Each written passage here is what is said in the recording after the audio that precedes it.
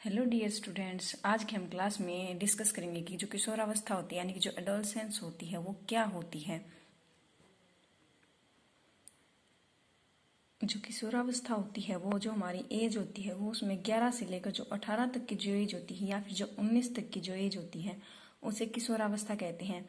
यानी कि जो टीन्स जैसे हम बोलते हैं ना, जो किशोर होते हैं उनको टीनेजर्स बोला जाता है। टीनेजर्स का मतलब होता है टीन यानी कि 13 और 18 के बीच का जो हमारा जो गैप होता है, बीच की जो एज होती है 13 to 18 और 19, उसको हम बोलते हैं टीनेजर यानी कि किशोरावस्था। किशोरों को ही हम टीनेजर्स बोलते हैं। और जो टीनेजर की जो अवस्था होती है यानी कि जो कंडीशन होती है, जो मतलब किशोरावस्था जो होती है वो लड़कियों में पहले आती है, लड़कों में 1-2 वर्ष उसके बाद स्टार्ट होती है। जो हमारे किशोर होते हैं उनमें जनन परिपक्वता आने के साथ ही यौवनारंभ समाप्त हो जाता है।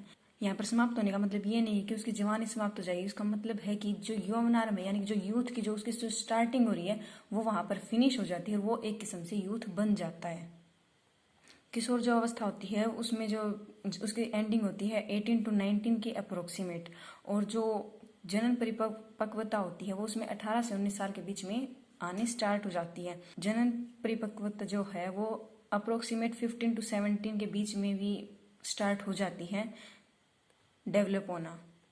जब यौनारंभ का प्रारंभ होता है, जैसे कि मतलब जैसे उसमें किशोरावस्था की जो एंडिंग होती है, यौनारंभ जब प्रारंभ होता है, जो लड़के होते हैं उनका जो स्वर यंत्र यानी जो गला होता है वो अपेक्षाकृत बड़ा हो जाता है और गले के सामने एक सिंबल सा दिखाई देता है अप्रोक्सीमेट ऑल बॉयज में, जिसे हम एडम्स एप्पल के नाम से जानते हैं। जैसे कई लड़कों में उनके जो गले में एक छोटा सा निशान बाहर की ओर उभर आता है उसको बोलते हैं एडम्स एप्पल और हिंदी में कंठमणि। जब यौनारंभ होता है तो नर में जो जननांग होते हैं यानी कि जो बॉयज में जो उनके जननांग होते हैं उनमें कौन सी चीजें विकसित होती हैं? वृषण एवं शीशन पूरी तरह से विकसित हो जाते हैं जब उनमें यौवनारंभ प्रारंभ होता है। और जो वृषण हैं वो शुक्राणु का उत्पादन करते हैं। और जो यौवनारंभ में मादा जननांग जो होता है वो विकसित होने लगता है। जो मादा जननांग होते हैं उनमें यौवनारंभ कैसे प्रारंभ होता है, उसके लक्षण क्या होते हैं?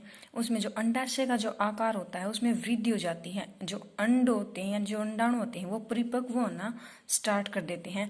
जो हमारा अंडाशय होता है वो अंडाणुओं को छोड़ना आरंभ कर देता है। जो हमारे वृषण और अंडाशय होते हैं यानी कि वृषण जो पुरुष में होता है, जो अंडाशय यानी कि जो स्त्री में होता है, वो युग्मक उत्पन्न करते हैं। यानी जो वृषण है वो शुक्राणु उत्पन्न करता है, जो अंडाशय है वो अंडाणु उत्पन्न करता है। और जब ये दोनों आपस में मिलते हैं तो हमारा जो अंडाणु है उसका फर्टिलाइजेशन होना स्टार्ट हो जाता है और ऐसे एक बेबी जो है वो बोर्न होता है।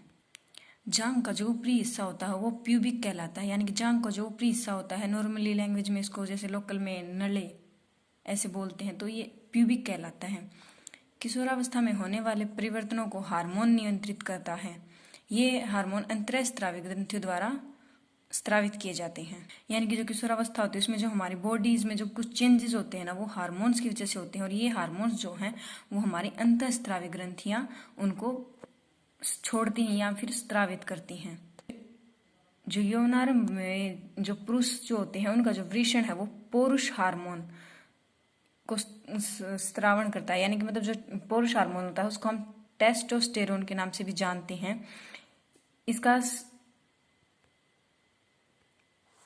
ये जो टेस्टोस्टेरोन होता है ये बनना शुरू हो जाता है अंतःस्रावी ग्रंथियों के द्वारा पुरुष में।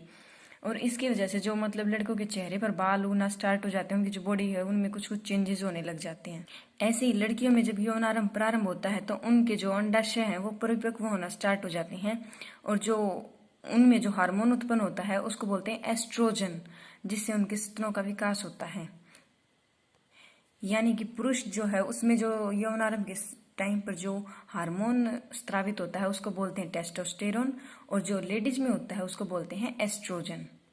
ये जो हमारे हार्मोन जो बॉडी में उत्पन्न हो रहे हैं इनके उत्पादन को एक अन्य हार्मोन जो है नियंत्रित करता है। कोई एक और हार्मोन है जो इन सब हार्मोन को नियंत्रित करता है कि भाई कितना बनना है, कितना क्या कुछ करना है उस एज के अकॉर्डिंग। उस हार्मोन को कहते हैं हम प्यूट्री उस हार्मोन को जो नियंत्रित करता है उसको बोलते हैं पीयूष ग्रंथि या फिर पिट्यूटरी ग्रंथि, जो इस अन्य हार्मोन को स्रावित करती है। और ये हार्मोन इन सभी हार्मोनों को नियंत्रित करता है जो यौनारंभ के समय उत्पादित होते हैं। जो अंतःस्रावी ग्रंथियां होती हैं वो हमारे खून में हार्मोन स्रावित करती है, यानी कि जो ये हार्मोन होता है ये बनता तो कहीं कहीं है, लेकिन इसको पूरे खून में मिला देती हैं हमारी अंतःस्रावी ग्रंथियां, जिससे कि जो हमारी ये हार्मोन्स है वो अपने लक्ष्य स्थल तक पहुंच जाते हैं जहाँ पर इनको अपना मेन काम करना होता है। हमारे शरीर में बहुत सी अंतःस्रावी ग्रंथियां होती हैं। जो हमारे वृषण और अंडाणु होते हैं ये लैंगिक हार्मोन का स्रावण करते हैं। जैसे जो वृषण है वो तो करता है हमारा शुक्राणु, और जो अंडाशय होता है वो अंडाणु, ये हमारे लैंगिक हार्मोन्स होते हैं। वृषण जो है वो शुक्राणु का उत्पादन करता है, जो अंडाशय है वो अंडाणु का उत्पादन करता है। तो स्टूडेंट्स, अगली वीडियो में हम करेंगे पीयूष ग्रंथि है इसमें कितने हार्मोन स्रावित होते हैं और ये कैसे काम करती है। नेक्स्ट क्लास में हम आगे डिस्कस करेंगे हमारी किशोरावस्था यानी कि एडोलसेंस को।